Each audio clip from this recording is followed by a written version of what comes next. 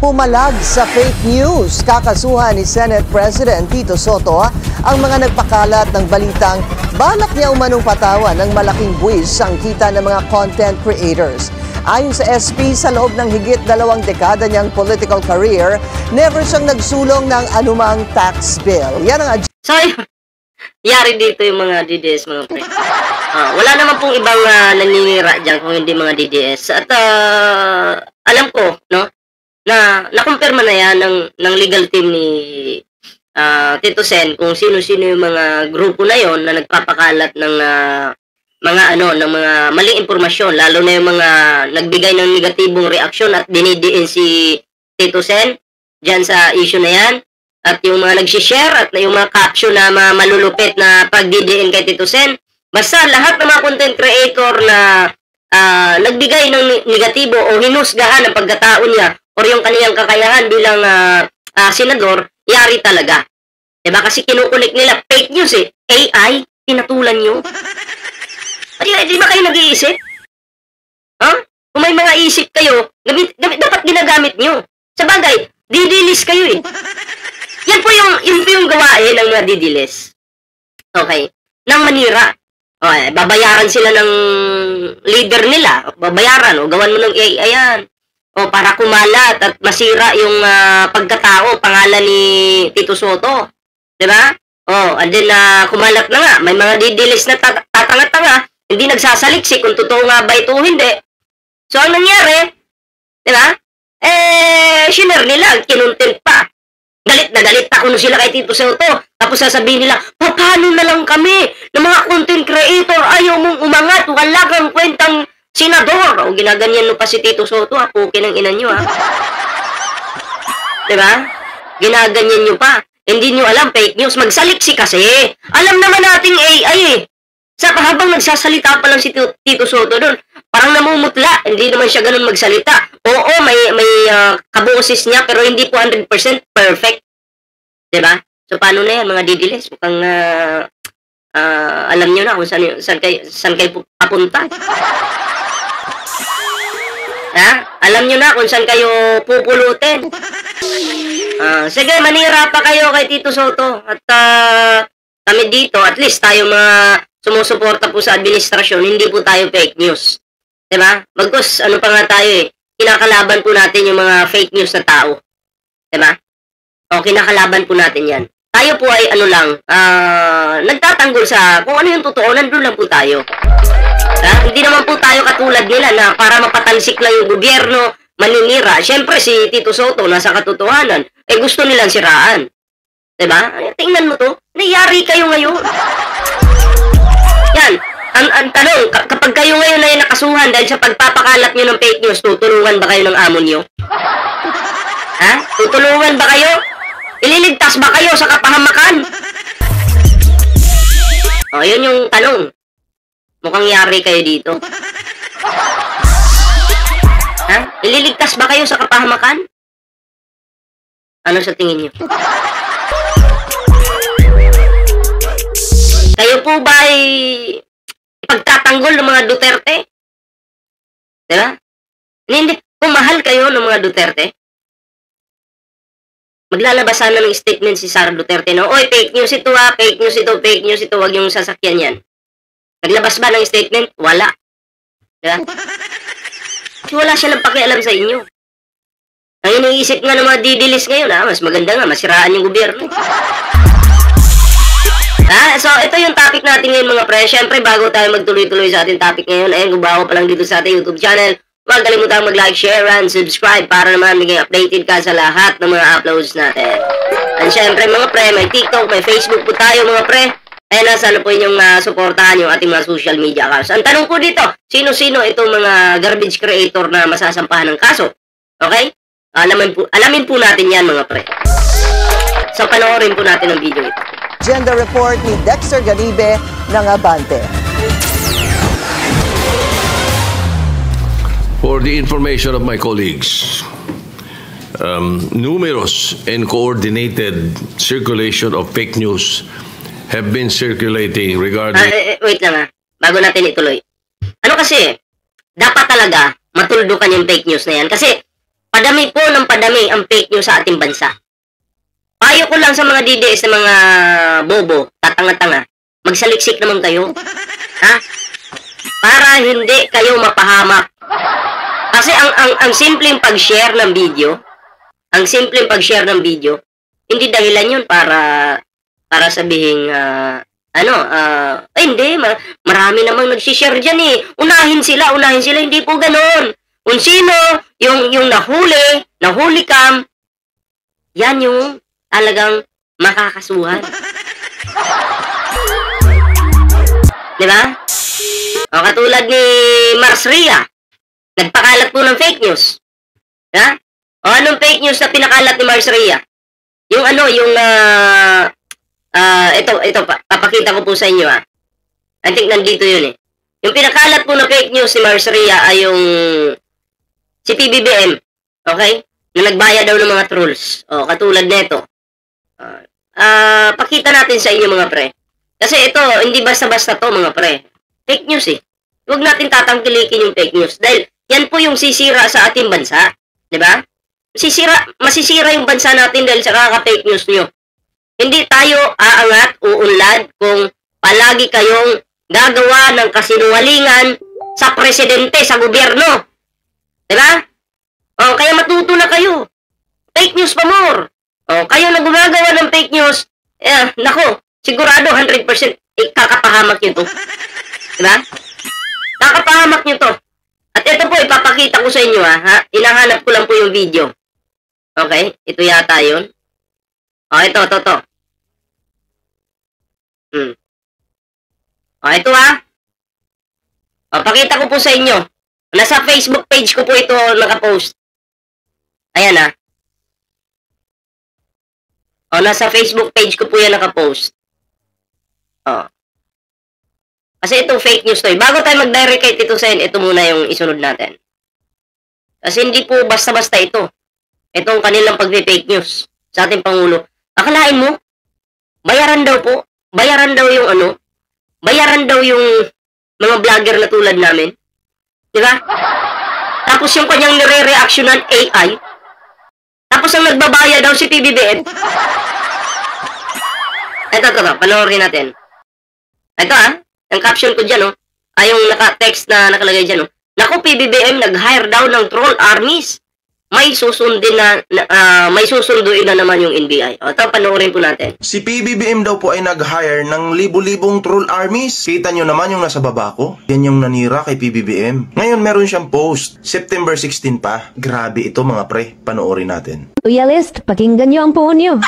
Ito to, O, anong caption niya dito? O, nag-share siya ng AI video. Ito, explain ko lang, Si PBBM na nakatayo dyan, totoo yan. Totoo na si PBBM yan. Kaya nga lang, iniba po yung salita.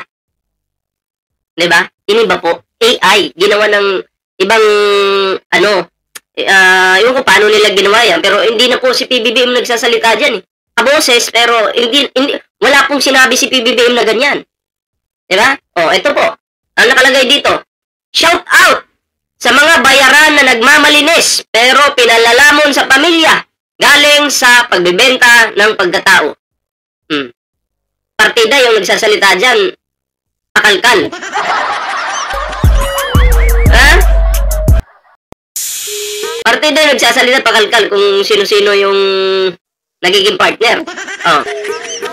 Ha? Para may mapakain sa pamilya, kailangan ng sugar daddy. Oh. Diba? Oh. So, kinukunik niya sa video ito na AI po. Ito po, panoorin po natin. Pakinggan nyo ang puon nyo. The only option that we have is social media. Kaya doon kami na-concentrate. Kaya nag-hire ako ng libo-libo na troll army. Oh. Yan. Kung hindi pa ba naman, si PBBM ba sasabihin ba yan sa publiko? Kung talagang nag-hire siya, alam niyang ikakasira niya, sasabihin ba niya yan sa publiko? AI na po. Hindi na po si Pangulo yung nagsasalita dyan. Nag-hire daw ng troll army si PBBM. Tapos sabay caption ng tangang babae na tupukin ng inang yan. Diba? Bakit po ako pumapalag dito? Dahil AI. Diba? kailangan nating kontrahin kung sino yung mga tao na nagpapakalat ng fake news. Diba? Tama? Troll armies, ulitin natin. Oh. 16 pa. Grabe ito mga pre. Panoorin natin. Loyalist, pakinggan nyo ang puon nyo. The only option that we have is social media. Kaya doon kami nag-concentrate. Kaya nag-hire ako ng libo-libo na troll army. Diba? Libo-libo daw na troll army. Tapos ang mga bayaran aso nito, pinapahid pa sa atin. Ngayon, paano nyo ipapaliwanag itong mga dugi? Madali lang ipaliwanag. AI! AI! Napaka-basic! Oh. Ayan po si Mars Rhea po yung nagpakalat niyan.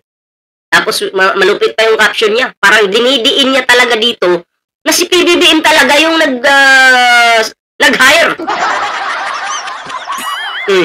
Dinidiin niya na si PBBM daw yung nag-hire. Oh. Paano na yan? Diba? Krimen yung ginawa mo, Mars Rhea. Oo. Dahil sa katangahan mo, kabubuhan mo, pinapahamak mo yung sarili mo. Sa bagay, may sugar daddy naman na tutulong sa'yo. Yan nga yung bumubuhay sa pamilya mo eh. Hindi ka nga makakatayo kung hindi dahil sa sugar daddy mo. Hinuhut-hutan mo yung kawawang tao na yun. Pareho kami lalaki. Nararamdaman ko yun. Alam ko maawain yung tao na yun. Pero inabuso mo. Inabuso mo. Diba? Katulad ng pag-abuso mo sa ibang tao na inuutangan mo, hindi ka nagbabayad. Diba? Hindi po ito nagbabayad ito. Hindi marunong magbayad yan. May utang pa po yan sa... DDS po yan Hindi marunong magbayad. Kung sino-sinong inuutangan yan, hindi marunong magbayad. Hindi marunong magbayad. Yun yung problema dyan. Diba? Tapos aakusahan mo yung mga PBBM vlogger na hinire ni Pangulong Bongbong Marcos daw. Troll armies. Alam mo ba ibig sabihin ng troll armies? Maninira ka. Yung iba dyan, dami account. Yun yung ibig sabihin ng troll army. Kami yung ginagawa namin, paninira ba? Reality lang. Kung ano yung issue, yun yung tinatopic namin. Yun yung troll ba ang tawag doon? Bobo talaga, kaya yari ka talaga. Yan. Search nyo yan. Yan, itong bobong DDS na to. So, ito na mga pre. Sunod po natin itong kay Tito Sen. Okay? Yan. New tax measures allegedly proposed by this representation by me. Hindi na pinalagpas ni Senate President Tito Soto bago mag-adjourn ang Senado para sa isang buwang bakasyon ang pagtuligsa sa mga kumakalat sa social media na pag-atake. Sino ito? Si Ikram Brown? Tingnan nga natin sa Facebook. Wait lang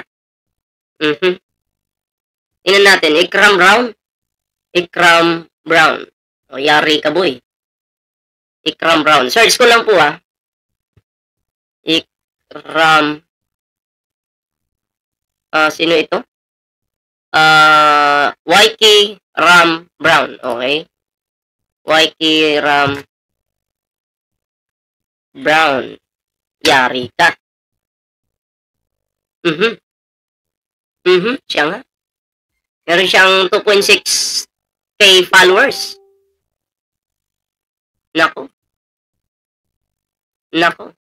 Alam nyo, kahit mga AI yung ginagamit nyo dito, kahit hindi nyo sarili mukha, NBI na yung tatrabaho dito.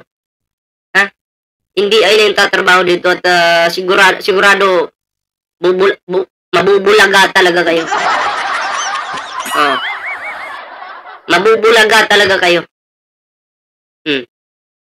Tuloy natin. Sino pa ba? Bukod kay Ikram, sino pa? Bansa kanya. Kaugnay ito sa mga kumakalat. Si Flash Report. Flash Report. Carol Yuvero Flor. Patay ka. May mukha ka. Carol Yuvero Flor. Carol Yuvero Flor. Carol Yuvero. Patay kang bata ka. Carol Yuvero Flor. Ano ba yung ano niya? Nakadilaw ba? Okay. Carol Yuvero Flor. Patay ka. Ito yata yun. Carol Yuvero Flor. Okay? Siya nga. Yari ka ngayon. Ito. Okay. Siya nga ito. Yari ka ngayon. Yari ka ngayon, Manang. Ito pala yung makakasuhan ni Tito Sen. Yari ka ngayon.